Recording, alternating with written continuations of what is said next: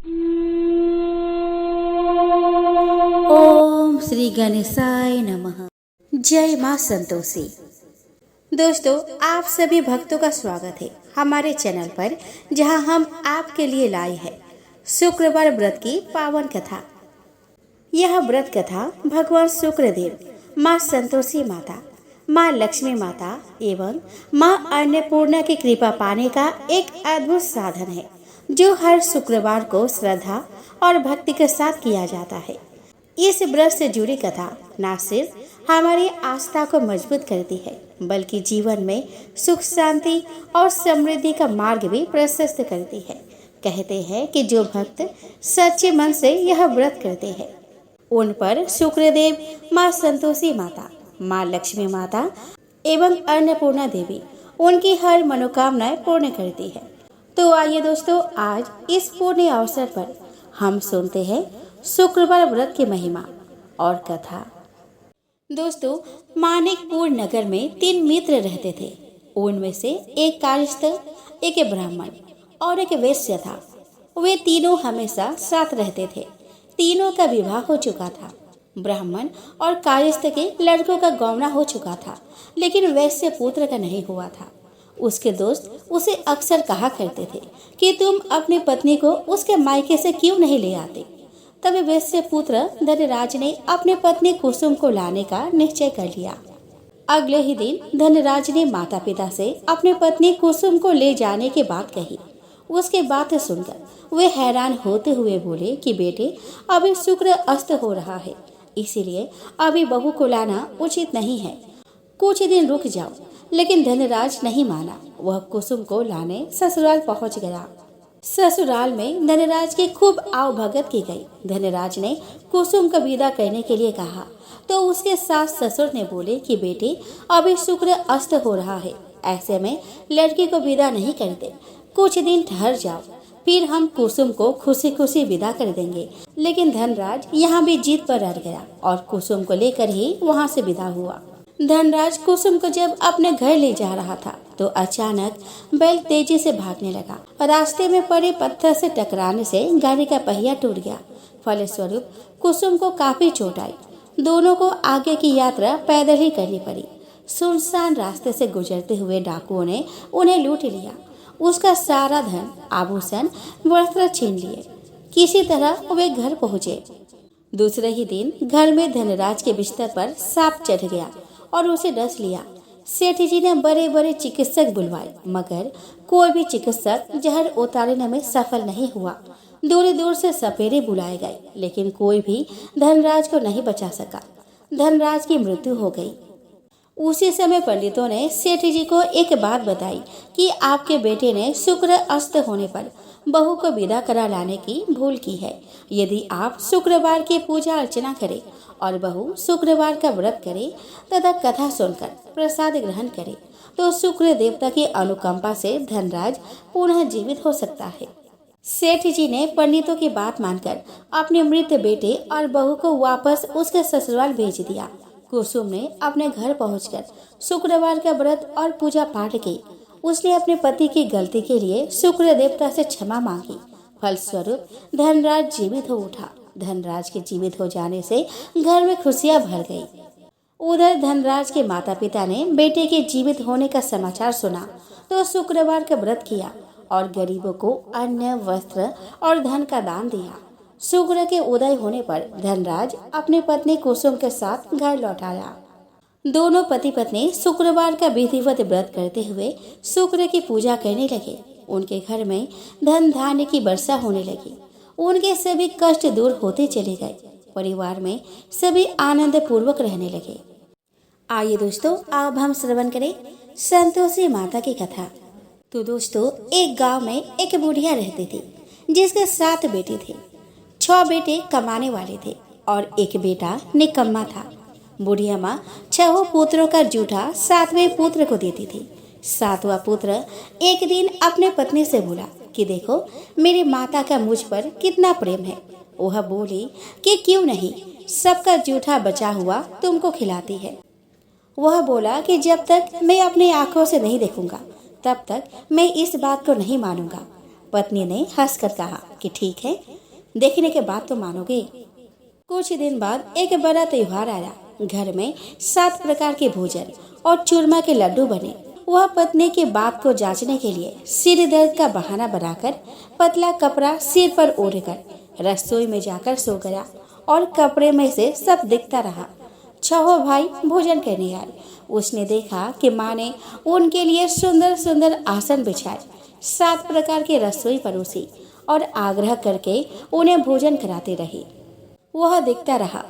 6 भाई भोजन करके उठ गए। तब माँ ने उनकी 5 थालियों में से लड्डुओं के टुकड़ों को उठाया और एक लड्डू बनाया। जूठन साफ कर माँ ने उसे पुकारा, उठ बेटा उठ, तेरे भाइयों ने भोजन कर लिया, तू भी उठकर भोजन कर ले। उसने कहा कि माँ, मुझे भोजन नहीं करना, मैं परदेश जा रहा हूँ। माता ने कहा कि कल जाना हो तो आज ही जा। वह बोला कि हाँ जा रहा हूँ। यह कहकर वह घर से निकल गया। चलते समय उसे पत्नी की याद आई। वह गौशाला में कंडे थाप रही थी। वहां जाकर वह बोला कि मेरे पास तो कुछ भी नहीं है, यह अंगूठी है, सो ले लो और अपनी कोई निशानी मुझे दे दो। वह बोली कि मेरे पास क्या है, यह गोबर भरा हाथ है। यह कहकर पत्नी ने उसके पीठ पर गोबर के हाथ की थाप मार दी। वह चल दिया। चलते चलते दूर देश में पहुंचा। वहाँ एक साहूकार की दुकान थी। वहाँ जाकर बोला कि सेठ जी, मुझे नौकरी पर रख लो। साहूकार को नौकर की सख्त जरूरत थी। साहूकार ने कहा कि काम देखकर तनख्वाह मिलेगी। उसने कहा कि सेठ जी, जैसा आप ठीक समझे। उसे साहूकार के यहाँ नौकरी मिल गई। वह वहाँ पे दिन रात काम करने लगा। कुछ दिन में दुकान का लेन देन, हिसाब किताब, ग्राहकों को माल बेचना, सारा काम करने लगा। साहूकार के 7-8 नौकर थे। वे सब चक्कर खाने लगे, लेकिन उसने अपने लगन, परिश्रम और ईमानदारी से सभी को पीछे छोड़ दिया। उसे अपने किए का फल मिला। सेठ ने भी उसका काम देखा और 3 महीने में ही उसे मुनाफे में साझेदारी बना लिया। परिश्रम करते करते 12 बरस में ही वह नगर का नामी सेठ बन गया और सेठ अपना सारा कारोबार उस पर छोड़कर बाहर चला गया। इधर उसकी पत्नी पर क्या बीती वह सुने। सास ससुर उसे दुख देने लगे। गृहस्थी का सारा काम करवाकर उसे लकड़ी लेने जंगल भेजते। इस बीच घर की रोटियों के आटे से जो भूसी निकलती, उसकी रोटी बनाकर रख दी जाती और फूटे नारियल के नरीली में पानी दिया जाता। इस तरह दिन बीतते रहे। एक दिन वह जब जंगल में लकड़ी लेने जा रही थी तो उसे रास्ते में बहुत सी स्त्रियां संतोषी माता का व्रत करती दिखाई दी। वह यहाँ खड़ी होकर पूछने लगी कि बहनों, यह तुम किस देवता का व्रत करती हो और इसके करने से क्या फल होता है? इस व्रत के करने की क्या विधि है? यदि तुम अपने इस व्रत का विधान मुझे समझा कर कहोगी तो मैं तुम्हारा बड़ा एहसान मानूंगी। उनमें से एक स्त्री बोली कि सुनो, यह संतोषी माता का व्रत है।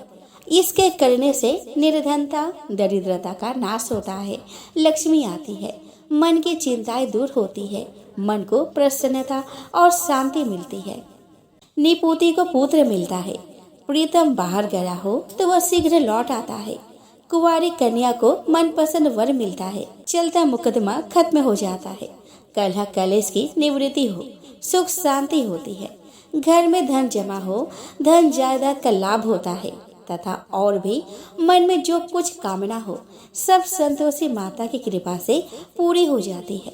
इसमें संदेह नहीं। वह पूछने लगी कि यह व्रत कैसे किया जाता है, यह भी बताओ तो बड़ी कृपा होगी। वह स्त्री कहने लगी कि बिना परेशानी, श्रद्धा और प्रेम से जितना भी बन सके प्रसाद लेना, 5.25 पैसे से 5.25 आने तथा इससे भी ज्यादा शक्ति और भक्ति के अनुसार गुड़ और चना ले। हर शुक्रवार को निराहार रहकर कथा कहना और सुनना, लगातार नियम का पालन करना। कथा सुनने वाला कोई ना मिले तो घी का दीपक जलाकर उसके आगे जल के पात्रों को रखकर कथा कहना, परंतु नियम ना टूटे। जब तक कार्य सिद्ध ना हो नियम पालन करना और कार्य सिद्ध हो जाने पर व्रत का उद्यापन करना। 3 मास में माता पूरा फल प्रदान करती है। यदि किसी के ग्रह खोटी है तो भी माता 1 वर्ष में अवश्य उनको अनुकूल करती है। कार्य सिद्ध होने पर ही उद्यापन करना चाहिए। उद्यापन में 2.5 सेर आटे का खाजा तथा इसी अनुसार खीर तथा चने का साग बनाना, 8 बच्चों को भोजन कराना, जहाँ तक मिले देवर जेठ भाई बंधु कुटुंब के लड़के लेना, ना मिले तो रिश्तेदारों और पड़ोसियों के लड़के बुलाना, उन्हें भोजन कराना, यथाशक्ति दक्षिणा देना, माता का नियम पूरा करना। ध्यान रखना उस दिन घर में कोई खटाई ना खाए। यह सुन वह वहाँ से चल दी। रास्ते में लकड़ी के बोझ को बेच दिया और उन पैसों में गुड़ चना ले माता के व्रत की तैयारी करके आगे चली। रास्ते में संतोषी माता के मंदिर में जाकर माता के चरणों में लौटने लगी। विनती करने लगी कि माँ, मैं दीन हूँ, निपट मूर्ख हूँ, व्रत के नियम कुछ नहीं जानती, मैं बहुत दुखी हूँ। हे माता, मेरा दुख दूर कर, मैं तेरी शरण में हूँ। माता को दया आ गई। एक शुक्रवार बीता कि दूसरे शुक्रवार को ही उसके पति का पत्र आया और तीसरे शुक्रवार को उसका भेजा हुआ पैसा आ पहुंचा। यह देखकर जेठानी मुंह सिकोड़ने लगी। इतने दिनों के बाद इतना पैसा आया, इसमें क्या बुराई है। लड़के ताने देने लगे कि काकी के पास अब पत्र आने लगे, रुपया आने लगा, अब तो काकी की खातिर बढ़ेगी, अब तो काकी बुलाने से भी नहीं बोलेगी। बेचारी सरलता से कहती कि भैया पत्र आया है, रुपया आए तो हम सब के लिए अच्छा है। ऐसा कहकर आंखों में आंसू भरकर संतोषी माता के मंदिर में जाकर मातेश्वरी के चरणों में गिरकर रोने लगी कि माँ, मैंने तुमसे पैसा नहीं मांगा, मुझे पैसे से क्या काम, मुझे तो अपने सुहाग से काम है। मैं तो अपने स्वामी के दर्शन और सेवा मांगती हूँ। तब माता ने प्रसन्न होकर कहा कि जा बेटी, तेरा स्वामी जल्दी ही आएगा। यह सुन खुशी से बावली होकर वह घर आकर काम करने लगी। संतोषी माँ विचार करने लगी कि इस भोली पुत्री से मैंने कह तो दिया कि तेरा पति शीघ्र आवेगा, पर आएगा कहाँ से। वह तो इसे स्वप्न में भी याद नहीं करता, उसे इसके याद दिलाने तो मुझे ही जाना पड़ेगा। संतोषी माता ने उस बुढ़िया के बेटे को स्वप्न में समझाया कि पुत्र, तेरे घर वाली कष्ट उठा रही है। वह बोला कि हाँ माता, यह तो मुझे भी मालूम है, परंतु क्या करूं, वहाँ कैसे जाऊं, परदेश की बात है, लेन देन का सारा हिसाब किताब है, कोई जाने का रास्ता नजर नहीं आता, आप ही कोई राह दिखाए कि वहाँ मैं कैसे जाऊं। माँ कहने लगी कि सवेरे नहा धोकर संतोषी माता का नाम ले, घी का दीपक जला, दंडवत कर और दुकान पर जाकर बैठना। देखते ही देखते तेरा लेन देन चुक जाएगा, जमा माल बिक जाएगा, सांझ होते होते धन का ढेर लग जाएगा। वह अगले दिन सुबह बहुत जल्दी उठा।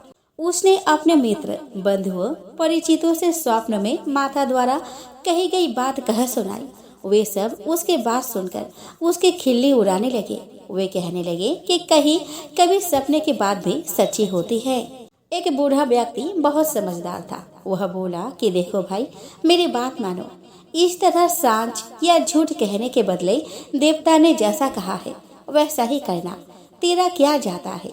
बूढ़े की बात मानकर नहा धोकर उसने संतोषी माता को प्रणाम किया, फिर घी का दीपक जलाकर दुकान पर जा बैठा। शाम तक धन का ढेर लग गया। वह हैरान हुआ, मन में संतोषी माता का नाम लेकर प्रसन्न होकर घर जाने के वास्ते गहना कपड़ा व सामान खरीदने लगा। सभी काम से निपट अपने घर को रवाना हुआ। उधर उसकी पत्नी जंगल में लकड़ी लेने गई। लौटते वक्त थक जाने के कारण संतोषी माता के मंदिर पर विश्राम करने बैठ गई। यह तो उसका रोज रुकने का स्थान था। धूल उड़ती देख उसने माता से पूछा कि हे माता, यह धूल कैसी उड़ रही है। माँ ने कहा कि हे पुत्री, तेरा पति आ रहा है, अब तू ऐसा कर, लकड़ियों के 3 बोझा बना, एक नदी के किनारे रख, दूसरा मेरे मंदिर पर और तीसरा अपने सिर पर रख। तेरे पति को लकड़ी का गड्ढा देखकर मोह पैदा होगा, यहाँ वह रुकेगा, नाश्ता पानी बना खाकर माँ से मिलने जाएगा। तू लकड़ी का बोझ उठाकर जाना और बीच चौक में लकड़ी का बोझा उतारकर 3 आवाजें जोर से लगाना कि लो सासू जी, लकड़ियों का गड्ढा लो, भूसी की रोटी दो, नारियल के खोपरे में पानी दो। आज कौन मेहमान आ रहा है? संतोषी माँ की बात सुनकर वह बहुत अच्छा माँ ऐसा कहकर प्रसन्न मन से लकड़ियों के 3 बोझ बना लाई। एक नदी के तट पर, दूसरा माता के मंदिर पर रखा। इतने में ही मुसाफिर वहाँ आ पहुँचा। सूखी लकड़ी देख उसको इच्छा हुई कि अब यही विश्राम कर ले और भोजन बनाकर खा पी कर गाँव चले। इस प्रकार भोजन कर विश्राम कर वह अपने गांव में आ गया।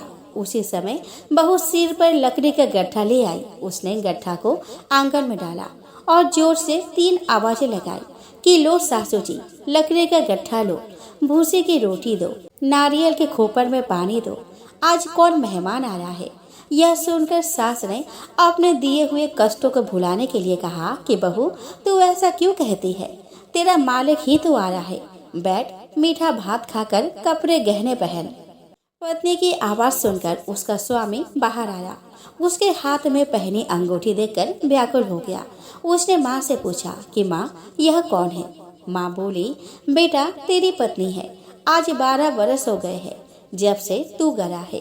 तब से सारे गांव में जानवर की तरह भटकती फिरती है।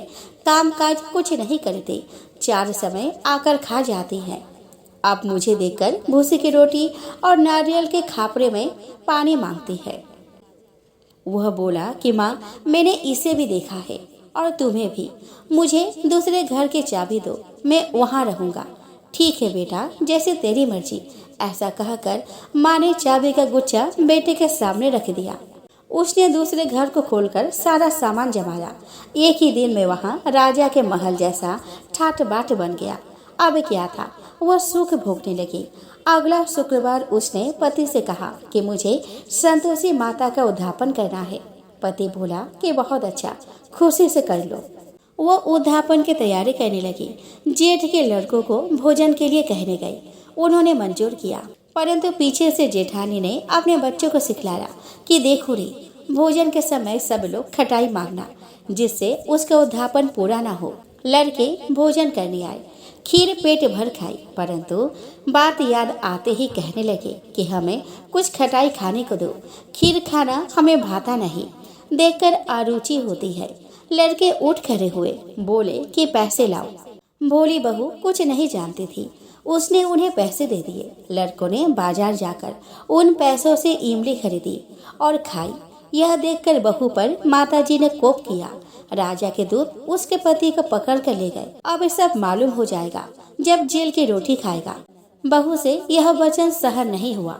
वह संतोषी माता के मंदिर में गई और कहने लगी कि माता, तुमने यह क्या किया? हंसाकर क्यों रुलाने लगी? माता बोली कि पुत्री, तूने मेरा व्रत भंग किया है, इतनी जल्दी सब बातें भुला दी। वह बोली कि माता, भूली तो नहीं हूँ, ना कुछ अपराध किया है, मुझे तो लड़कों ने भूल डाल दिया, मुझे क्षमा करो माँ। माँ बोली कि ऐसी भूल भी कहीं होती है। यह बोली कि अब कोई भूल नहीं होगी। अब बताओ मेरे पति कैसे आएंगे? माँ बोली कि पुत्री, जा, तेरा पति तुझे रास्ते में ही आता मिलेगा। वह मंदिर से निकलकर बाहर आई तो रास्ते में उसे अपना पति आता हुआ मिला। उसने पूछा कि कहाँ गए थे? वह बोला कि इतना धन जो कमाया है उसका कर राजा ने मांगा था, वह भरने गया था। वह प्रसन्न होकर बोली कि भला हुआ, अब घर चलो। फिर अगला शुक्रवार आया। वह बोली कि मुझे माता का उद्यापन करना है। पति ने कहा कि ठीक है, करो। वह फिर जेठ के लड़कों से भोजन को कहने गई। जेठानी ने लड़कों को सिखा दिया कि तुम पहले ही खटाई मांगना। लड़के भोजन करने बैठे, लेकिन भोजन करने से पहले ही कहने लगे कि हमें खीर पूरी नहीं भाती, जी बिगड़ता है, कुछ खटाई खाने को दो। वह बोली कि खटाई खाने को नहीं मिलेगी, खाना खाना हो तो खाओ। उनके उठकर चले जाने पर उसने ब्राह्मणों के लड़के बुलाकर भोजन करवाया। दक्षिणा की जगह उन्हें एक एक फल दिए। इससे संतोषी माता प्रसन्न हो गई।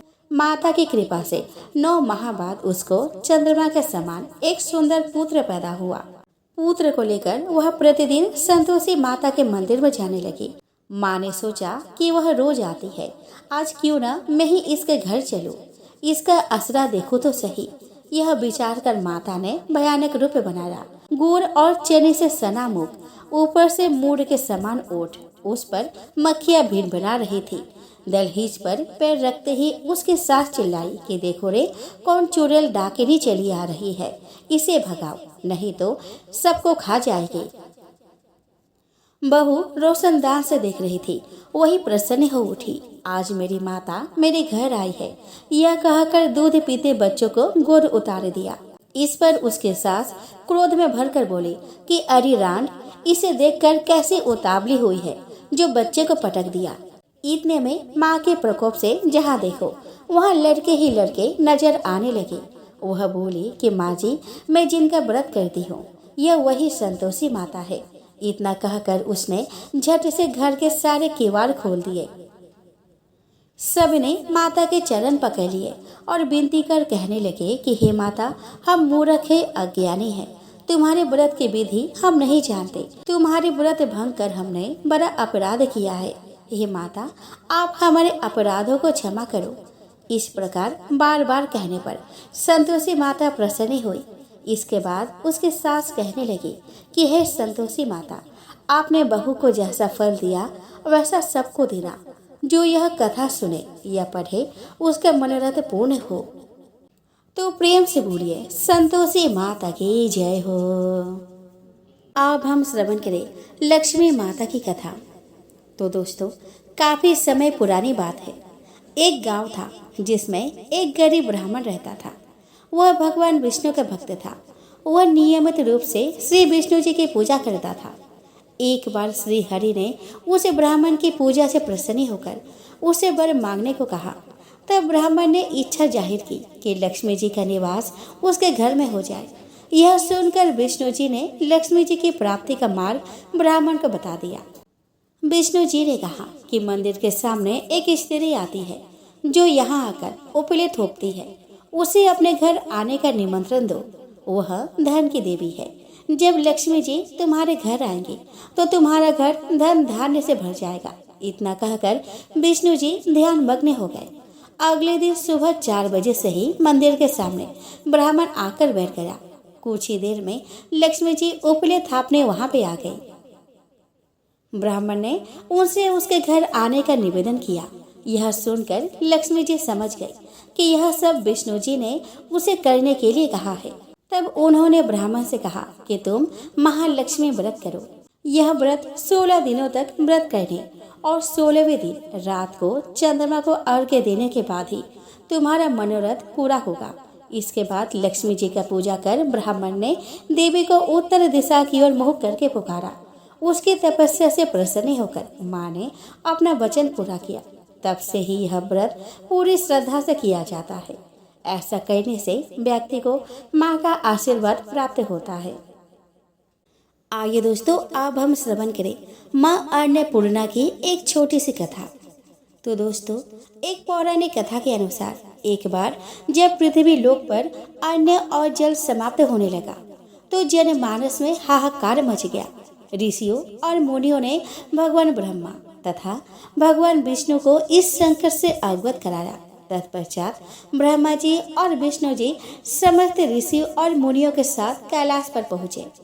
ब्रह्मा जी ने भगवान शिव से कहा कि प्रभु, पृथ्वी पर अन्न और जल की कमी हो गई है, आप ही कुछ कीजिए और इस संकट से सबकी रक्षा कीजिए। भगवान शिव ने देवताओं को आश्वासन दिया कि सब कुछ यथावत हो जाएगा, बस वे शांति बनाए रखें। तत्पश्चात भगवान शिव ने पृथ्वी का भ्रमण किया।